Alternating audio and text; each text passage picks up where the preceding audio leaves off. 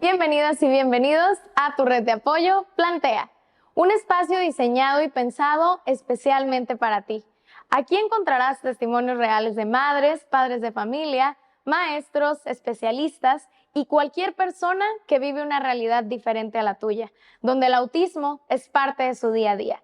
Yo soy Nilda Angulo, licenciada en Educación Especial y promotora de la concientización del autismo. Juntos crearemos conciencia y aumentaremos la comprensión sobre esta condición de vida. Bienvenidas y bienvenidos a Plantea. Bienvenidas y bienvenidos a tu red de apoyo Plantea. Yo soy Nilda Angulo y es un honor estar por aquí compartiendo más testimonios e información sobre el trastorno del espectro autista.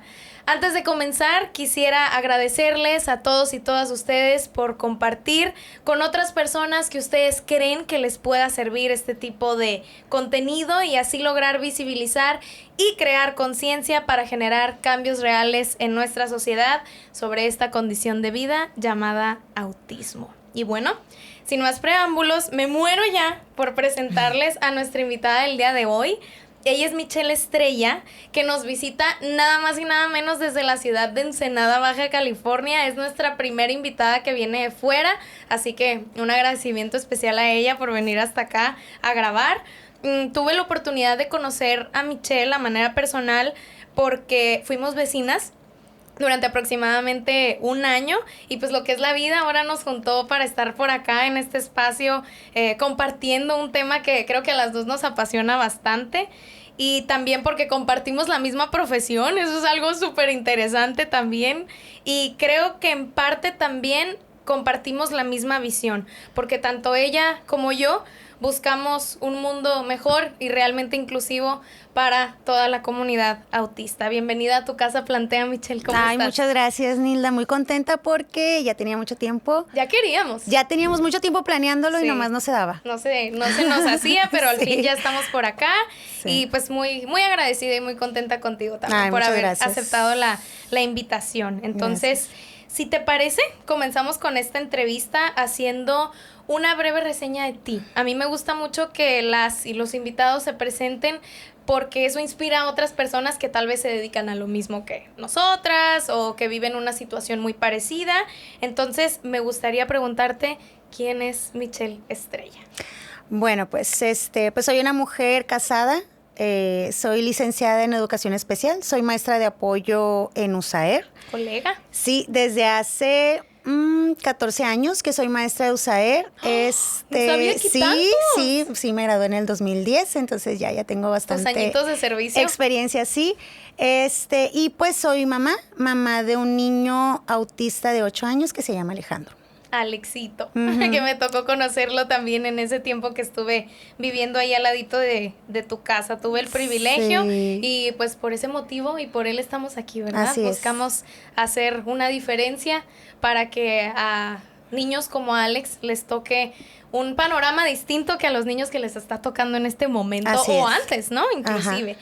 Entonces, muy bien. Ahora, para conocer un poco más de tu historia en este camino de la neurodivergencia como mamá de un niño autista, me gustaría que nos platiques un poco acerca del proceso de diagnóstico de Alex. ¿Cómo fue desde el inicio toda esta historia? A muchos padres de familia les gusta escuchar esta parte de los testimonios porque identifican cosas que a sus hijos les pasaba o inclusive personas totalmente ajenas al tema que tienen sospecha con sus hijos. Esta información nos sirve muchísimo. Entonces, vamos a comenzar desde el principio de toda esta historia.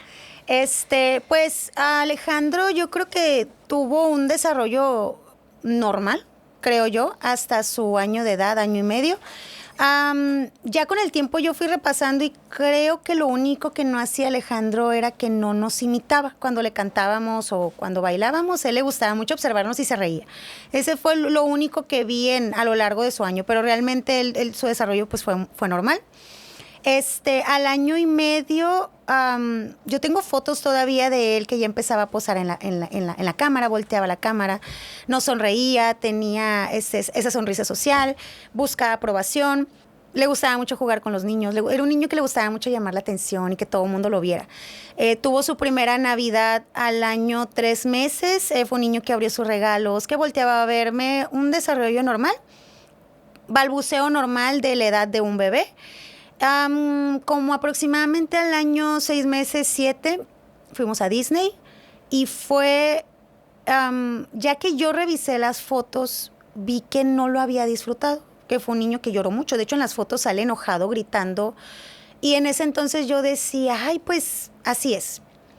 Entonces, pero no, probablemente se sintió muy abrumado. No vi que disfrutara como cualquier otro niño. Claro. Después de eso, dejó de sonreír y dejó de balbucear.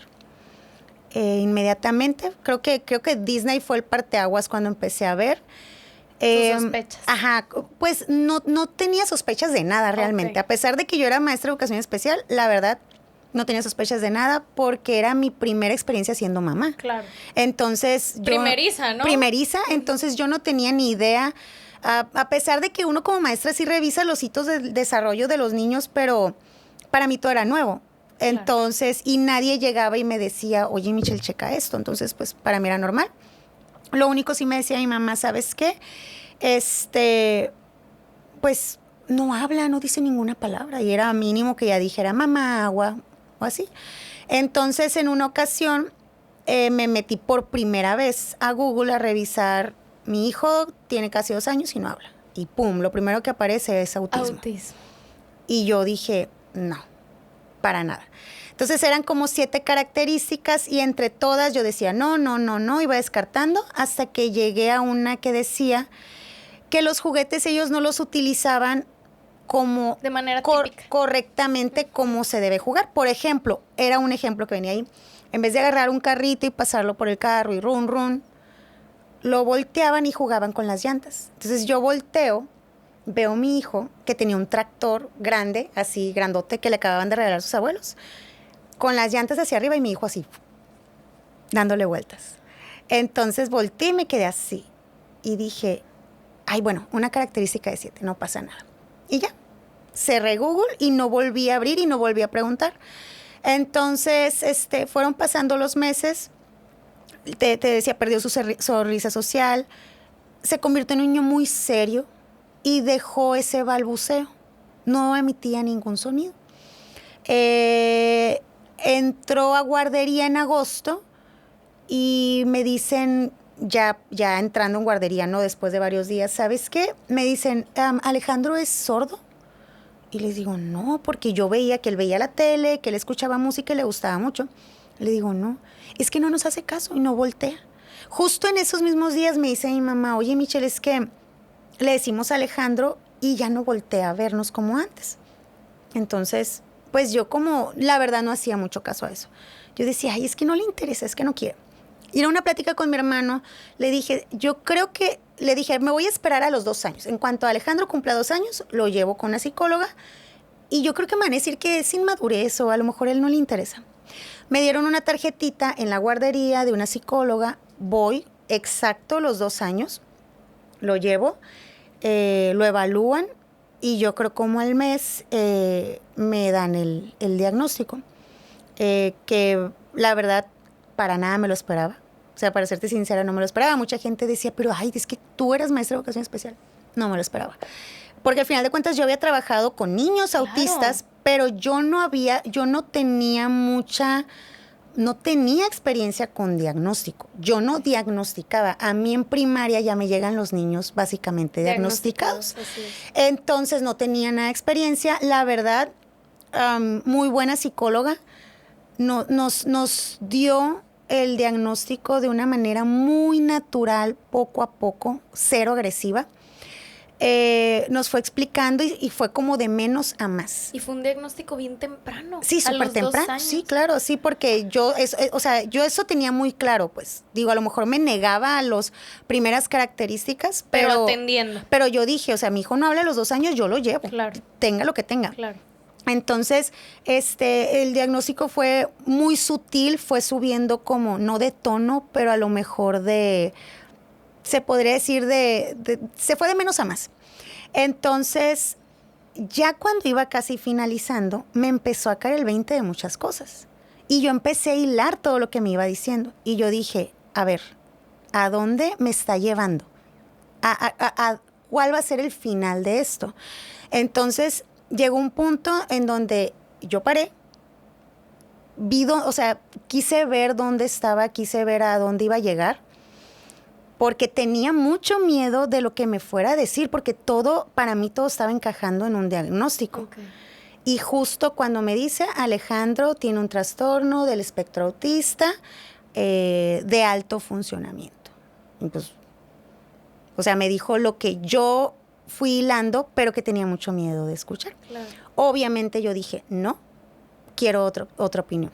Y a diferencia de otros papás en tu caso, tú ya conocías un poco o un mucho sobre el autismo, porque finalmente lo ejerces todos los días, ¿no? Sí. Entonces, a diferencia de los demás que te dicen autismo y te dicen, ¿qué es esto? ¿Cómo se come? O sea, ¿qué hago? Ya una vez que tengo el diagnóstico, a diferencia de ti, o sea, tú ya sabías qué era lo que tenía que hacer, pero de cierta manera había cierta negación ante el diagnóstico, sí, claro. ¿podría decirse? Sí, claro, porque en aquel entonces mi hijo tenía 2 años, apenas tenía las primeras características, pero... Era un bebé. Sí, o sea, no lo tenía ni siquiera, ¿no? O sea, eran las primeras características muy prematuras, por así decirlo. Entonces, cuando yo le comentaba a la gente, todo el mundo me decía, Michelle, no. Porque no veían al típico autista aleteando, dando vueltas, ¿no? O sea, en Alex fue como en cascada. De poco a poco fueron llegando todas las características, por así decirlo. Entonces nadie lo creía, incluso yo decía, no puede ser. No puede ser.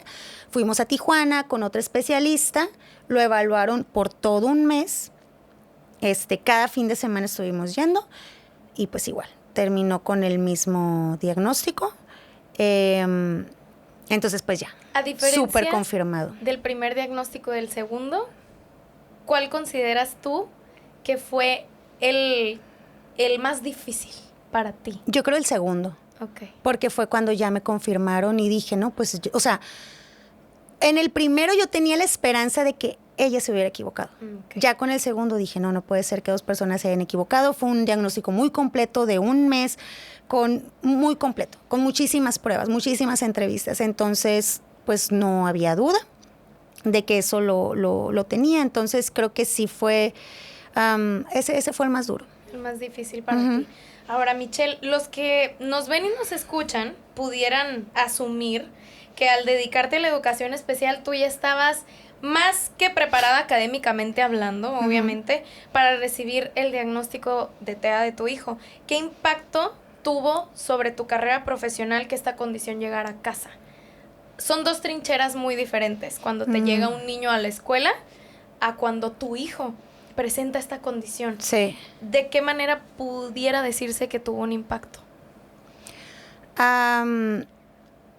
Yo creo que tuvo el mismo impacto que aunque no hubiera sido maestra. Okay. Porque al final de cuentas es tu hijo. Entonces, como te decía, a lo mejor yo sabía abordarlo en la escuela, pero no en casa. O sea, realmente uno no conoce el autismo y no sabes hasta que no lo vives, pero lo vives diario. Entonces, cuando duermes con autismo, comes con autismo, sueñas, o sea, es todo. Entonces, sí fue un impacto bastante grande, aunque ya yo conocía el camino. Yo sabía que yo me tenía que levantar y que tenía que empezar a buscar, porque sí fue como un mes a partir del diagnóstico que yo tuve migrañas, que yo lloraba, que me encerraba en mi cuarto, que me dolía ver a mi hijo, porque yo veía a mi hijo autista, porque yo veía el autismo en él. O sea, ese mes yo lo único que veía en mi hijo era autismo. Entonces sí fue muy duro, pero hasta que vi que un día mi esposo, que nada tiene que ver con la educación, él es arquitecto, no durmió en toda la noche por estar investigando en la laptop que era autismo, y se levantó al día siguiente y me dijo, Michelle, vamos a hacer esto y esto. Ya encontré en San Diego, Tijuana, bla, bla. Y yo dije, ¿qué estoy haciendo yo?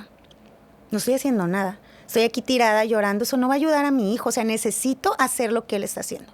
Y eso fue lo que me dio el empujón de decir, ok, es lo que tenemos, es lo que nos tocó, es lo que Dios decidió que era bueno para nosotros. Entonces, pues, a trabajar. Qué fuerte. ¿Cómo te funciona ser mamá y maestra de un niño autista? Pues es un trago medio agridulce porque a lo mejor para las maestras es más difícil que para mí, porque al ser una mamá maestra, se transforma totalmente sí, tu visión. Me sí, puedo imaginar. definitivamente, sí. A mí como maestra, el autismo me hizo una mejor maestra. Pero tardé en darme cuenta, porque al principio, pues no, al principio yo creo que los primeros años, donde todavía no había una aceptación y donde yo todavía atravesaba un duelo, no podía ver más allá. Lo único al principio en lo que me ayudó fue en tratar de ser la maestra que mi hijo necesitaba. Eso creo que fue lo que me impulsaba los primeros años o lo que impactó en mí como maestra. Ya después, sobre todo en la pandemia, pues trabajábamos en casa. Entonces a mí la maestra de preescolar, porque mi hijo en ese entonces estaba en preescolar, mandaba los trabajos para hacer y la planeación, y venía la actividad grupal y los ajustes para Alejandro. Entonces yo los veía y yo decía, no, esto no es significativo para mi hijo. Entonces, entre la maestra Sombra, que iba todos los días a casa, de lunes a viernes, de 9 a 12 del día, iba a trabajar con Alejandro, le hicimos una recámara que nosotros teníamos disponible, le hicimos un salón de clases donde había horario, calendario, sus trabajos. Él tenía un recreo igual que en la escuela, o sea, le hicimos una pequeña escuelita. Entonces, veíamos los ajustes y entre ella y yo decíamos, no, es que esto no Ajuste cumple. del ajuste. El ajuste del ajuste, exactamente. Entonces, esto no cumple con el objetivo de la planeación y esto no es significativo, ni siquiera es del interés de él. Entonces, nosotros modificábamos la actividad. La modificamos. Entonces, básicamente yo me volví su maestra de USAER. Okay. Que hacía ese trabajo. Entonces, ya cuando yo lo subía al Drive, le ponía en las observaciones, maestra, se le modificó esto y esto y esto. Entonces la maestra, no, sí, está muy bien. O sea, ellos siempre me daban esa libertad. Abierta. Y llegó el punto en que yo dije, es que yo no necesito USAER, ¿qué estoy haciendo? O sea, nadie conoce mejor a mi hijo, nadie está haciendo las adecuaciones que él necesita, los ajustes. Incluso llegué a pensar que los especialistas tampoco no me estaban ayudando. Y yo dije, no, yo permiso. como mamá soy la que le voy a enseñar y yo como mamá soy la única que lo va a sacar adelante. Y sí y no, porque sí es cierto, yo me he dado cuenta que mi trabajo en casa tiene un impacto, yo creo que es 50 especialistas. Claro. O pudiera ser más el trabajo en casa. Yo o sea, creo la que verdad sí, el trabajo en casa se ve reflejado en todos lados. Sí. Pero después también aprendí que yo no puedo prescindir de USAER. Aún así, yo conozco a mi hijo y yo le hice mejor ajustes que ellos, yo no puedo prescindir porque yo soy mamá. Qué importante lo que estás diciendo. Yo soy mamá, yo no puedo ser su terapeuta, yo no puedo ser su maestra de USAER porque entonces ¿quién va a ser su mamá? Exacto. Y eso lo aprendí en terapia, que me costó años, pero sí lo aprendí. Entonces, y yo no podía prescindir de USAER porque ellos, al final de cuentas, tienen esa visión objetiva que yo como mamá no tengo. Por eso siempre es súper importante que sea un trabajo en conjunto, en equipo. Ni USAER puede prescindir de los papás, ni nosotros de ellos, porque yo puedo aportar muchísimo, pero necesito la visión de ellos para poder seguir avanzando. Claro, es como por la misma razón que no permiten que una madre de familia sea maestra sombra, porque se vuelve un trabajo visceral.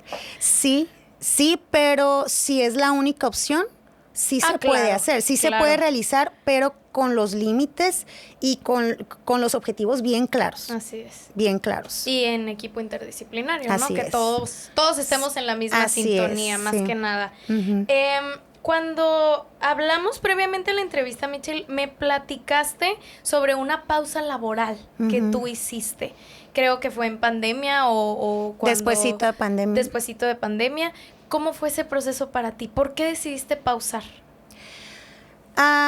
Decidí pausar porque ese año que fue el último año de preescolar de mi hijo repitió tercero preescolar.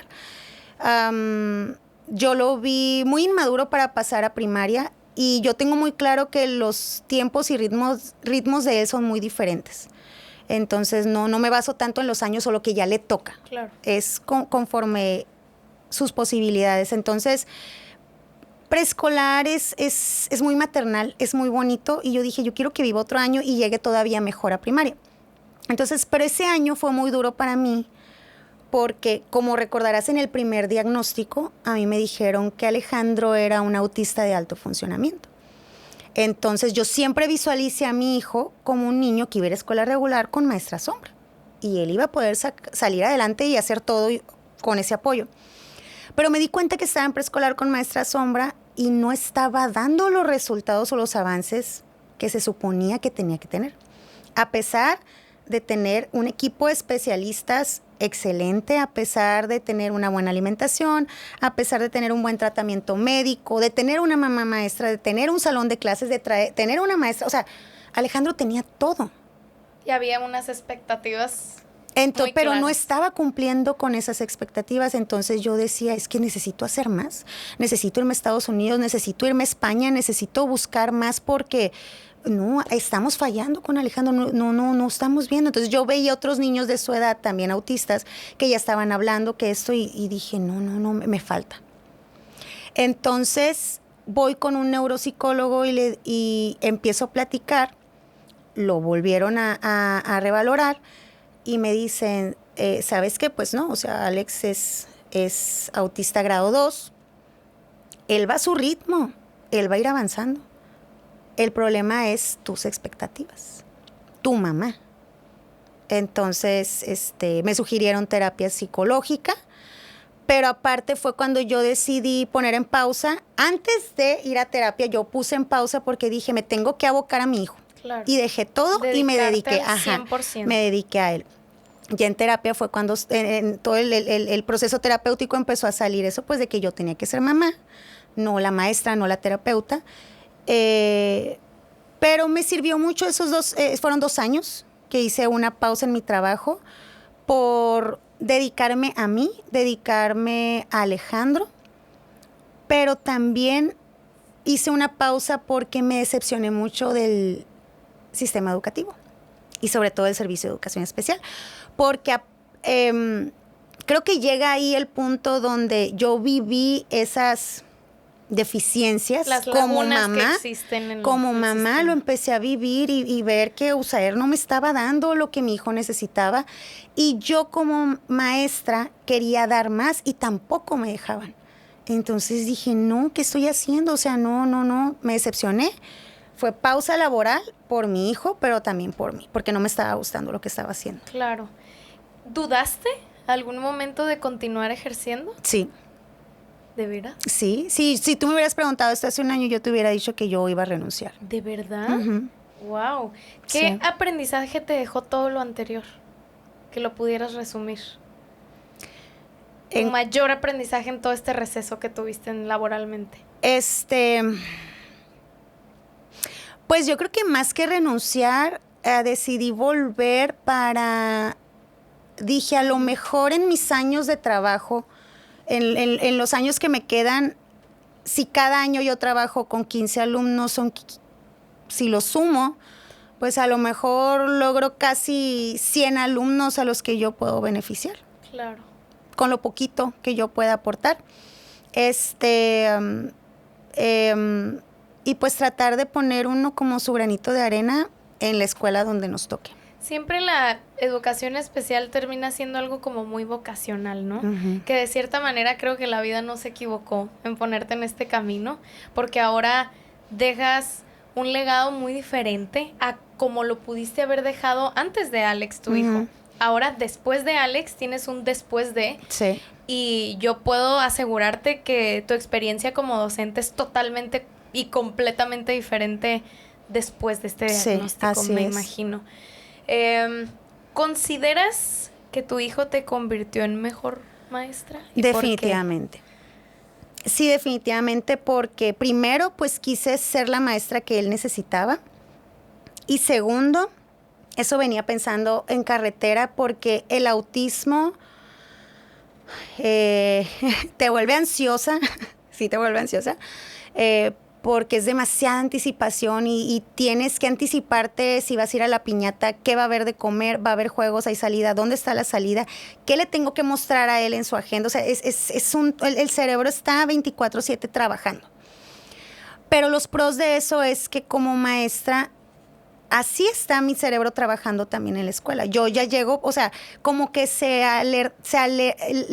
alertaron esos sentidos de cómo veo a mis alumnos, de cómo evalúo, de cómo observo, de ver el timbre lo está molestando porque este niño a las 9 de la mañana todos los días se pone así.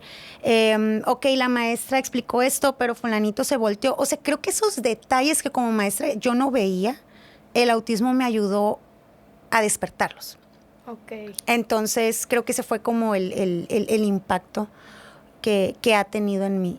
Y sobre todo entender y empatizar muchísimo con las madres de familia también. Claro. No, en otro nivel, totalmente. O sea, si yo totalmente, pues, ajena, híjole, o sea, a mí yo es lo que más disfruto, el abordaje con los padres de familia. Yo en lo personal es lo que más disfruto de USAER. Me parece una labor muy padre, pero así como tú tuviste una frustración al conocer estas lagunas como madre de familia, ¿no? En lo que yo puedo hacer y lo que se me permite hacer. Así es. Es muy diferente. Hay mucha inquietud con los docentes hoy en día que me gustaría que dirigieras algunas palabras para ellos, tú desde tu trinchera como mamá y como docente, en cuanto a cómo es posible que haya niños con esta condición dentro del aula si tengo otros 30 que atender, si esos 30 se me están atrasando, si el niño no va a poder aprender al mismo ritmo, pues bueno, yo no estudié eso. Cada quien estudia lo que quiere y yo no quise estudiar educación especial y yo me dedico a esto y me quedo en este cuadrito. Yo creo que ya es inevitable que esto suceda, ¿no? Porque los niños diagnosticados o no están en las primarias, en los preescolares, incluso en las universidades, que acabamos de tener un testimonio padrísimo de Rodrigo, que Rodrigo nos compartió que en la universidad fue diagnosticado. Entonces, imagínate toda una vida sin conocer de qué se trata esta condición y de la nada hay ya sé qué es lo que pasa y nada está mal conmigo, simplemente había que hacer las cosas diferentes. Entonces, ¿cuál sería tu consejo para estos maestros que se rehúsan a acceder a estos niños? Mira, en los últimos 2 años, sin querer, me fueron invitando a dar pláticas a las escuelas sobre autismo, sobre el método Teach, entre otras cosas. Y en todas esas pláticas o cursos que di, yo siempre le decía a los maestros que la práctica educativa tiene que cambiar, porque nuestros alumnos ya no son los alumnos de los 90s, de los 80s o del principio de los 2000. Nuestros alumnos son diferentes. Sus formas de aprender son diferentes, sus contextos son diferentes, ellos son diferentes. Entonces yo no puedo seguirlos teniendo sentados en filas, en el mesabanco, todos trabajando en el libro de texto, sin hablar, en silencio. Ya no, porque no son los 70s, porque no son los 80s. Sí, entonces, el mame mimo muy ya no funciona. Exactamente. Entonces, todo eso tiene que cambiar y yo como maestro tengo que cambiar. Claro. Y definitivamente se habla mucho de inclusión, pero ¿dónde está en la práctica? O sea, la inclusión no va a llegar si yo como maestro me sigo rehusando a hacer cambios, porque sí hablan mucho de inclusión y los CTEs están llenos de reflexiones y de actividades, pero siempre y cuando a mí no me implique un sacrificio. Yo como maestro sí soy pro de la inclusión siempre y cuando no me muevas mi planeación, no me muevas mi saloncito. No me muevas mi práctica educativa que tengo 15 años trabajando con ella. Si ya implica algo más, si ya implica cambiar, si implica que mi rutina, porque ni siquiera es más trabajo, a veces no es más trabajo, simplemente es un trabajo diferente. Pero no podemos hablar de inclusión si esa es la actitud. Si tenemos la misma actitud, porque vamos a hablar de una verdadera inclusión el día que llegue un niño autista a la escuela y sea bien recibido por el maestro de grupo. Pero ¿qué pasa en las escuelas? Ay, fulanito de tercero B te llegó un alumno autista. Híjole, la cara. Sí, desde o la el director. Cara. Ay, no, pues Sí. Entonces, desde ahí no está la inclusión. Desde ahí no estamos siendo... No es inclusivo nomás porque lo aceptamos. No le estamos haciendo un favor. Desde un CT te das cuenta. No le estamos haciendo un favor en... No, pues es que aquí lo tengo y le hice un cuadernillo. Eso no es inclusión. Entonces, desde el momento en que uno haga esos cambios y tú recibas a la mamá con gusto y recibas al niño con gusto, entonces ahí vamos a hablar de inclusión, pero mientras son puras simulaciones. Así es. A mí me encanta este ejemplo que tuve la oportunidad de vivir en la escuela donde trabajé en Ensenada, con una maestra en especial, a Alicia Rodríguez. Le mando un saludo porque ella hizo un trabajo, Michelle, híjole. En resumidas cuentas, el alumno venía de un contexto familiar muy disfuncional, mamá y papá ya no estaban juntos, vivíamos en Estados Unidos, llegamos a México, no tenemos nada, le faltaba terapia de todo, ¿no? Al pobre necesitaba mucha estimulación, lo tenían en casa con tele todo el santo día, entonces en la escuela, imagínate la rutina, lo difícil que era. Sí. Entonces, el niño empezó a tener un avance increíble y todo fue gracias a su maestra de grupo. Ella jamás se echó para atrás y si tenía alguna duda, ella iba con Usaer directamente a preguntar qué era lo que podía hacer. O si ella quería que observáramos algo que nosotras no habíamos observado, solicitaba observación en ese momento y en ese momento se le daba la atención. Híjole, ella ya utilizaba hasta las ecolalias del niño o estos gritos espontáneos que a veces daba a su favor. O sea, cuando el niño gritaba así, era porque había mucho ruido en el salón. Entonces era, ya gritó. ¿Ya vieron? ¿Ya vieron? O sea, ya se están pasando de lanza, bájenle al volumen. No, pues sí. Entonces los niños ya solitos, ¿no? O el alumno empezaba a tener una crisis, y nuestro corazón está palpitando súper fuerte. Escúchenlo, siéntense, miren, vamos a relajarnos y todo. Entonces, el llevar al niño dentro de la dinámica de la clase y hacer que todos participen es posible. Siempre y cuando, como dices tú, se quiera. Siempre y cuando el maestro lo acepte. Sí, ahora se habla de inclusión y aceptan a los niños, pero me ha tocado ver casos porque hay mamás que se han acercado a mí y me dicen, es que todos los días me hablan de la escuela y me dicen, señora, es que el niño se para, no permanece en su lugar. Es que en los honores a la bandera sale corriendo, es que no quiere hacer fila, es que grita, es que no pone atención. ¿Y qué? O sea, llaman a las mamás todos los días para darles... para describirles las características del autismo. Lo que ellas ven todo el día. Exacto, entonces, obviamente, no va a permanecer sentado porque es un niño autista. Obviamente, no pone atención como los demás niños porque es un niño autista. Entonces, esa comparación o esa práctica que están haciendo de hablar a la mamá todos los días, es como si a un niño sordo te quejaras porque no escucha. Es como si te molestara que un niño ciego no vea. Porque te molesta que un niño autista se pare. Es autista. No la naturaleza no le vas a exigir a un sordo que escuche. Claro. Entonces, cuando yo les daba los cursos a los maestros, yo les ponía unos ejemplos. A ver, escuela, antes de hablarles de autismo, llega un niño con discapacidad visual o ceguera. ¿Cuáles son los ajustes que hacen ustedes inmediatamente? No, pues taller de braille, certificación en braille. No, pues que ponemos braille aquí, que ponemos señalamientos, pedimos los libros macrotipos, perfecto. ¿Qué hacen cuando llega un niño sordo? No, pues solicitamos un, ¿cómo se llama? Traductor. Nos metemos también a clases de lenguaje de señas, etcétera, etcétera. Pero ¿te fijas cómo siempre los ajustes vienen de afuera? Sí, claro. Nunca vienen de yo voy a hacer de esto. La escuela. No, Ajá. es voy a solicitar.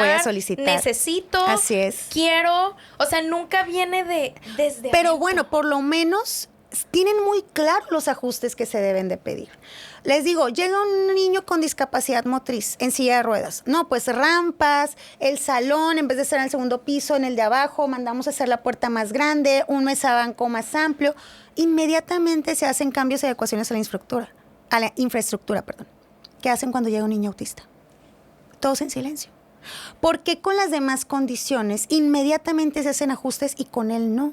¿Cuáles serían los ajustes para los niños autistas? Inmediatos. agendas, apoyos visuales, a lo mejor grupos más reducidos, a lo mejor un salón más amplio, a lo mejor un rincón de la calma, un salón sensorial. Un aislador de sonido. Un aislador de sonido. A lo mejor el himno nacional sin micrófono, sin bocinas. Esos serían los ajustes inmediatos que tendría que hacer cada escuela. Agrégale también a lo mejor que si es un niño con hipersensibilidad, quitamos el timbre. Pero, ¿qué dice la escuela? No, es que por uno no van a salir afectados los demás. Entonces, eso no es inclusión. Eso no es inclusión. Entonces, ahí, esos usos y costumbres de las escuelas se vuelven la barrera de ese niño. Entonces, nosotros como maestros, a veces nosotros tenemos que ser facilitadores y nos convertimos en la barrera porque a mí no me muevas mis tradiciones.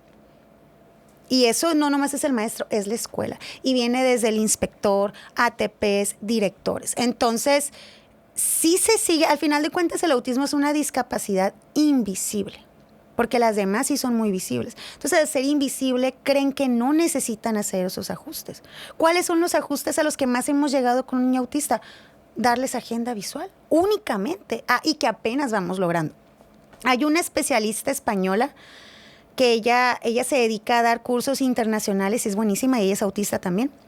Y una vez platicando con ella me dijo que ella ha visto horrores en las escuelas aquí en México, a diferencia de otros países latinoamericanos. Pero todo nace de la actitud de los maestros que acabas de decir tú. Es que no quiero, es que yo no estudié para eso.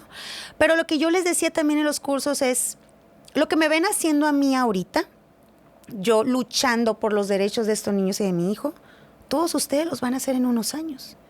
Porque la estadística del autismo va creciendo. Enormemente. Entonces, así como yo tengo un hijo, tú vas a tener un nieto, tú vas a tener un sobrino y tú vas a tener un hijo. Todos muy probablemente en algún momento vamos a tener un familiar neurodivergente, o a lo mejor ya lo tenemos, pero es tan funcional que no fue necesario un diagnóstico. Así es. Entonces, lo que yo estoy haciendo, ellos están negando a hacerlo, pero en algún momento lo van a necesitar. Y no nomás como maestros, como médicos, en los restaurantes, en los cines, en el semáforo, en el mercado. Entonces, todos necesitamos conocer y todos necesitamos saber cómo abordar. Claro, definitivo. ¿Cómo sería la manera más ideal que, por ejemplo, llega, el ejemplo que acabas de poner, llega un niño autista a la escuela? De primera instancia, ¿qué es lo que yo, maestra, debería hacer? ¿Cómo o cada cuánto debería acercarme a su mamá? ¿Cada cuánto debería yo notificarle al director cierta situación? ¿Cómo debería trabajar en conjunto o en colaboración con USAER? Uh-huh. Porque ¿cuántas deficiencias hay a partir del momento, como dices tú, que llega a la escuela? A partir de ahí, parece que se sube un muro altísimo. Así es. ¿Cómo pudiéramos disminuir eso? Mira, cada niño es diferente y cada necesidad es diferente, aunque a veces parezcan muy parecidos. Entonces, sí, depende mucho de la necesidad. Claro. Pero ahorita, tomando en cuenta los grados de autismo, por ejemplo, yo te puedo decir que mi hijo es predominante un grado 2, pero en casa mi hijo es un grado 1. Porque en casa tiene todos los apoyos y adecuaciones que él necesita. Entonces, en casa él no tiene tanta necesidad de apoyo. Pero en una escuela que no tiene esos ajustes, mi hijo puede irse a un grado 3. Mm. ¿Me explico? Entonces, los grados no son permanentes. Es dependiendo el contexto y dependiendo el apoyo que tú le des. Entonces, claro que es válido que te digan, es que en mi casa no hace eso. En mi casa no lo va a hacer, en mi casa mi hijo no va a golpear y no va a morder, pero en la escuela sí hay mucho ruido, si no se siente comprendido, si no tiene herramientas para comunicarse, claro que lo va a hacer, y cualquier otro autista. Entonces, de ahí es partir. Yo podría proponer, hay una semana que los maestros entramos antes que los alumnos. Entonces, yo siempre he pensado que los alumnos autistas deberían de entrar de menos a más. 1 o 2 horas acompañado, darle recorrido por la escuela, que conozca todos los salones, que conozca todos los baños y que conozca a todos los maestros, su salón, su lugar de trabajo, y se retira. Al siguiente día, otra vez. ¿Por qué? Porque tú ves a un niño autista entrar a un restaurante y él quiere explorar, quiere ver qué hay en la cocina y quiere ver para qué sirve esta cuchara y quiere ver todas las mesas y qué comida es esa. Él necesita explorar. Entonces, el primer día tú llegas, lo metes a un salón y lo sientas, ¿cómo se va a poner? Obviamente él se va a querer salir porque es un lugar nuevo. Entonces, si la mamá no hizo el trabajo previo de anticiparlo con un video, con una foto de la escuela lo debe hacer. Entonces, la primera semana es observación del niño y es exploración.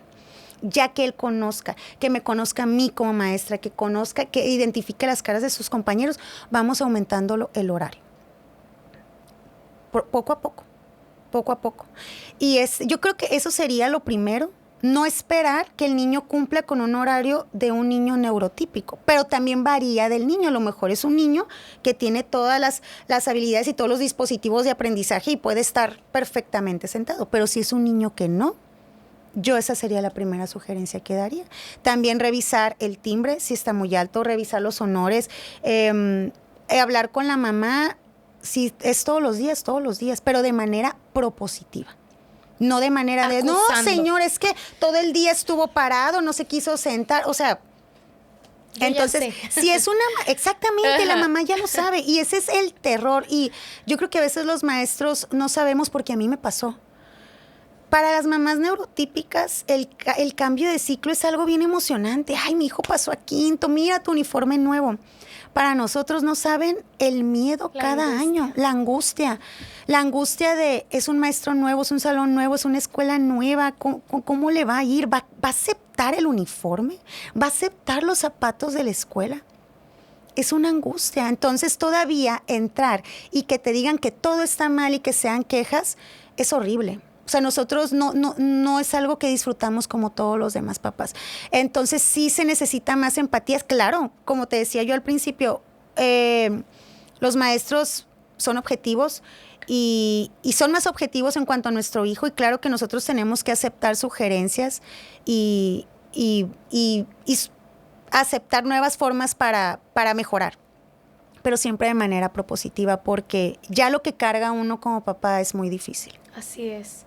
Yo tuve una propuesta antes de salir de receso escolar y me la rechazaron. Y fue una propuesta muy padre que yo tuve la oportunidad de observar en otra escuela y que funcionó súper, y en donde yo trabajaba en ese momento no la quisieron, pero creo que es muy valiosa, y ustedes que nos están viendo a lo mejor y lo pueden tomar en cuenta, que era antes de pasar de ciclo escolar, como USAER, tú haces una presentación de todos los niños en atención, les hablas a todos los maestros, porque obviamente estos maestros se van a topar con estos alumnos en el recreo, en una ceremonia cívica, en una kermés, en todos esos eventos, ¿no? Entonces, la propuesta era hablar de todos estos casos en atención, darles a los maestros algunas estrategias que como escuela ya conocíamos que funcionaban, por si se encontraba en alguna crisis o la maestra de USAER no está en ese momento, faltó la maestra sombra. Bueno, diferentes cosas que pudieran hacer ellos como docentes dentro de grupo y fuera de grupo para que pudiera haber un ambiente un poco más inclusivo. Pero ¿qué crees? No me dejaron. Entonces, ¿con qué fundamento? No, simplemente se quedó así como, ay, está muy padre tu idea. ¿Cuándo la hacemos? Es que no hay tiempo. Es que, pues, ¿para qué hablar de todo si este niño nada más es de tal profe? Pero, y ahí se cortaba la inclusión, porque en el libro, incluso creo que es en la guía operativa, viene, o en el libro morado, que es el que nos rige a USAER, viene también que los niños no son de USAER. O sea, la inclusión es de todos, desde el intendente, la señora, la cooperativa, el director, todos deben de conocer a los niños con discapacidad o con una condición, y si el niño tiene una crisis, no es hablarle al maestro, es el que esté, tú tienes que atender, tú tienes que saber abordarlo. Entonces, desde ahí no se está cumpliendo con la inclusión. Y era por falta de actitud, nada más. Porque no lo creen necesario. Exactamente. No lo creen necesario. Exactamente, y lo necesario que es. Algunas personas, Michelle, le encuentran una connotación negativa al duelo que se vive dentro del autismo. ¿Consideras que tú atravesaste un duelo? Sí, claro. ¿Por qué? ¿Cómo lo atravesaste? Pues en el primer diagnóstico definitivamente fue ese duelo que me duró como un mes y probablemente poquito más, pero a lo mejor no fue tan fuerte. En el segundo diagnóstico, que fue en el 2022, creo que fue cuando él estaba ya en tercero de preescolar y que fuimos con un neuropsicólogo, nuevamente me dan un diagnóstico que volvió a doler como el primero, porque en el primero me dijeron que era de alto funcionamiento. Entonces en el segundo me dicen, ¿sabes qué? Es autista grado 2 con dificultad severa en el lenguaje porque mi hijo era no verbal. Entonces fue otro golpe, fue otro diagnóstico y fue darme cuenta que todas, primero es matar esas expectativas de mi hijo neurotípico. Ok, Alejandro es autista de alto funcionamiento, va a entrar a escuela regular con maestra sombra, esto, el otro, va a hablar, etcétera, etcétera. Pero luego no. Esas expectativas que te tardaron varios años en caer, en que te cayera el 20, en aceptarlo, pues siempre no. Ahora es un niño con más necesidad de apoyo, con más dificultades, que va a llevar otro ritmo al que tú pensaste. Entonces fue otra vez igual de duro. Me ayudó mucho a mí la terapia psicológica y me ayudó mucho a trabajar en mis expectativas y en trabajar, pues, la aceptación, ¿no? Entonces, yo no le encuentro nada negativo porque, como bien dice la psicología, todas las emociones son buenas y todas las emociones uno las debe de sentir. No es malo sentir dolor y no es malo llorar, pero siempre con la idea y la visión de que, pues, hoy me duele, mañana no sé. Entonces, y con la visión de, pues, es el hijo que me tocó y mi objetivo ya no va a ser que él sea el mejor de la clase o que vaya a una clase de fútbol, que aprenda idiomas, que vaya a una clase de piano, que todos sus amigos estén en mi casa, que sea un médico, que estudie maestría, doctorado. Ya no.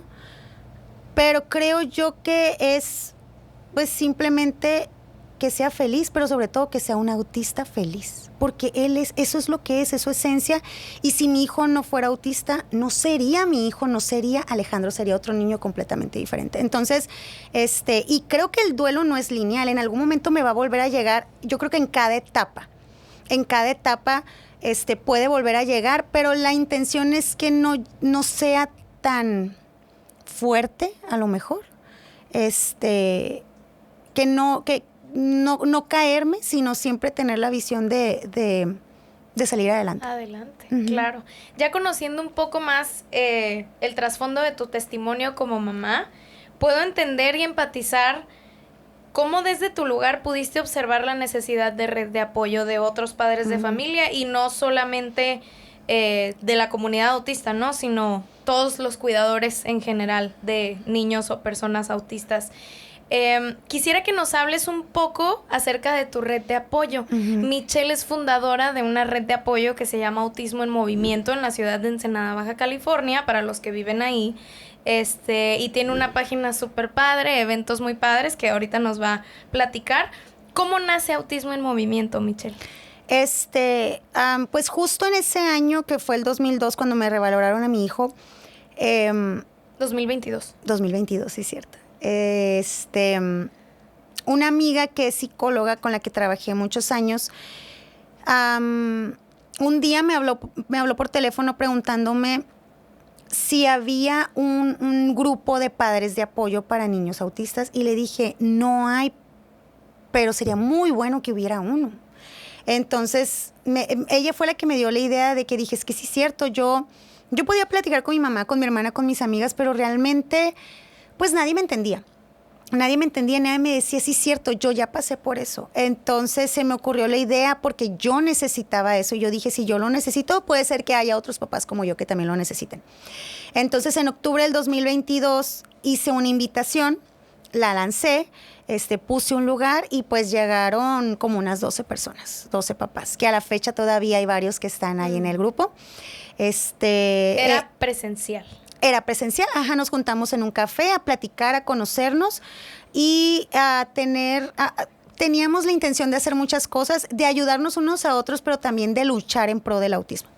Entonces, en base a eso, pues nació así como yo me di cuenta que aparte que yo necesitaba ayuda, yo también quería ayudar, yo tenía mucho que dar. Y desde que me enteré de esto del autismo, me metí a estudiar por mi hijo, todos los talleres, cursos, diplomados que viera que me podían ayudar en autismo.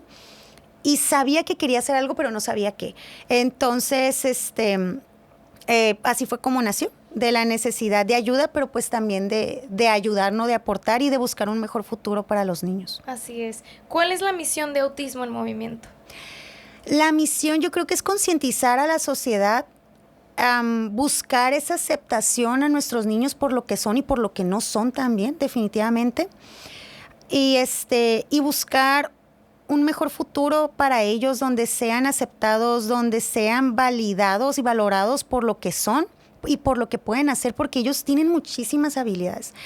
Creo que ese es el objetivo, luchar por un mejor futuro. Principal. Uh-huh. ¿Qué actividades realiza Autismo en Movimiento actualmente en pro del autismo? Pues cada mes nos reunimos el último jueves, varían los puntos en la ciudad, pero tenemos una reunión mensual de padres, a veces nos juntamos nomás a platicar nosotros, pero por lo general contamos con un especialista que nos da una plática, un tema, un taller sobre temas que nos interesan o que van y nos dan un tema que nosotros escogimos o que como grupo decidimos que queremos saber. Por ejemplo, han ido nutriólogos a hablarnos sobre la alimentación en el autismo. Hubo un especialista en derechos humanos que nos habló sobre las leyes nacionales e internacionales de protección para las personas autistas. Yo necesito a todos esos invitados aquí. Así es. Hemos tenido, la mayoría son psicólogas que nos ayudan. El mes pasado, en julio, este mes, tuvimos intervención en crisis, en vacaciones. Qué padre. Entonces, mes con mes, la verdad, contamos con muchísimos especialistas que nos apoyan y que van y nos dan esas pláticas para papás. Esas son las actividades permanentes que tenemos, pero también hacemos muchos eventos recaudatorios para llevar a cabo nuestro evento principal, que es el encuentro de autismo, que este año fue el primero que se realizó en Ensenada y juntamos especialistas de la región y también del centro de México. Ahora en abril lo llevamos a cabo, que era dirigido para docentes y para papás, y el tema era la inclusión educativa. Este año ese fue el tema porque es una de las barreras que más tenemos los papás y los niños, la cuestión de las escuelas, que era lo que estábamos hablando. Entonces, sobre eso fue enfocado el encuentro. Y también organizamos talleres con especialistas de diferentes temas. Ahora, el mes que viene, en septiembre, viene una psicóloga, va una psicóloga de Tijuana a Ensenada a darnos un taller sobre sexualidad en la neurodivergencia. ¡Wow! Así es, sobre cómo prevenir abuso y pues sobre las necesidades sexuales que también ellos tienen. ¡Qué interesante! Entonces, que uno como papá necesita saber. Entonces, va a ser el 7 de septiembre, ya luego les compartimos toda la información. Pero sí, vamos buscando pues actividades, talleres y temas que nos puedan ayudar como papás, pero también que ayuden o que sensibilicen y capaciten a maestros. Claro. ¿Solamente son parte papás de niños autistas o quién puede pertenecer a esta red de apoyo? El grupo es un grupo de WhatsApp que es alrededor de 130 papás, exclusivamente para papás, pero estamos planeando abrir un grupo de WhatsApp para docentes de Autismo en Movimiento. Nosotros no vamos a compartir estrategias, va a ser un grupo igual donde docentes pueden compartir, pueden preguntar y compartirse entre ellos estrategias, pero queremos abrir ese espacio. Sí, como tal, en el grupo, lo que es la red, sí es exclusivo para papás, pero quien quiera sumarse a ayudar en las actividades que nosotros hacemos, es bienvenido, pues cualquier persona. Qué bonita iniciativa, Michelle. Aparte tienes temas como muy actualizados. Sí. Y te asesoras de personas autistas. A mí me gusta mucho que busques, pues ahora sí que la opinión de la comunidad autista, porque pues es valiosísimo, ¿no? Sí, se pues, necesita, finalmente son ellos al quienes final lo de viven. cuentas, sí, yo la verdad, creo que mi proceso de aceptación me ayudó mucho la terapia, pero creo que fue más escuchar las voces autistas, definitivamente, escucharlos a ellos. Me ayudó mucho a entender a mi hijo, a saber qué quiere, a saber cómo siente. Y en base a eso es lo que nosotros buscamos como grupo. Eso nos ha ayudado mucho a entender y a luchar y caminar sobre eso. Súper. ¿Cómo podemos encontrarte en redes sociales? Nosotros estamos como Autismo Movimiento en Facebook y en Instagram. Ahí tenemos nuestra página, pueden mandar mensaje. A los papás que estén interesados en ser parte del grupo de WhatsApp, igual mandar un mensaje a cualquiera de las páginas y sin problema los agregamos también. Excelente. Ahora, Michelle, para finalizar con este episodio, de acuerdo a lo que tú ya viviste, ¿qué te gustaría decirle a todos los padres de familia que tienen una sospecha de autismo en sus hijos o que inclusive se encuentran ya atravesando por un proceso de diagnóstico neurodivergente? ¿Qué te hubiera gustado escuchar años antes que tú te encontrabas en esta situación? Pues buscar a papás que estén en lo mismo que yo, que ya pasaron por lo mismo, hablar con alguien que esté pasando por tu misma situación. Creo que es de lo que más me ha ayudado porque uno deja de sentirse solo, de sentirse incomprendido y de sentir que yo soy la única que está pasando por esto. No, habemos muchos papás que estamos pasando por lo mismo. A lo mejor unos más, unos menos, pero al final de cuentas por lo mismo. Buscar esa red de apoyo. No tenerle miedo al diagnóstico. Mientras más temprano, mejor, definitivamente. Y claro que da miedo y claro que duele y es difícil, pero si te da miedo, hazlo con miedo, porque lo tienes que hacer. Entonces, va a doler, sí va a doler y va a ser difícil, pero va a valer la pena. Y hay que buscar la manera, pues, de ser feliz con eso, porque no todo va a ser malo. Y nosotros, de verdad que ellos, o por lo menos yo hablando por mí, o sea, yo puedo decir que Alejandro es mi gran maestro de vida. El autismo a mí me ha traído mucho más cosas positivas que malas. Definitivamente no es romantizar el autismo, porque es duro, porque es difícil, y nunca va a dejar de ser duro ni de ser difícil, pero es lo que nos tocó. Entonces, si necesitan ayuda de alguien más, buscar terapia psicológica una vez que se recibe el diagnóstico. Y pues que con trabajo todo puede salir bien. Michelle, muchísimas gracias por ese episodio que nos acabas de regalar, por habernos compartido tu historia, por tu visita, por tu viaje hasta acá que emprendiste para poder grabar esta valiosísima entrevista que estoy segura que va a llegar a los ojos y a los oídos correctos de todo aquel que necesite escuchar la información que compartiste el día de hoy. Entonces, muchísimas gracias. Les comparto nuevamente, la encuentran en redes sociales como Autismo en Movimiento. Y si llegaste al final de este episodio, no te olvides de darle like, suscribirte a nuestro canal para más contenido como este. Déjame tus comentarios en cualquiera de las redes sociales como Plantea_podcast. Y lo más importante, ayúdame a compartir más contenido como este para visibilizar y crear conciencia sobre esta condición de vida llamada autismo. Yo soy Nilda Angulo y te veo el próximo episodio. Bye bye.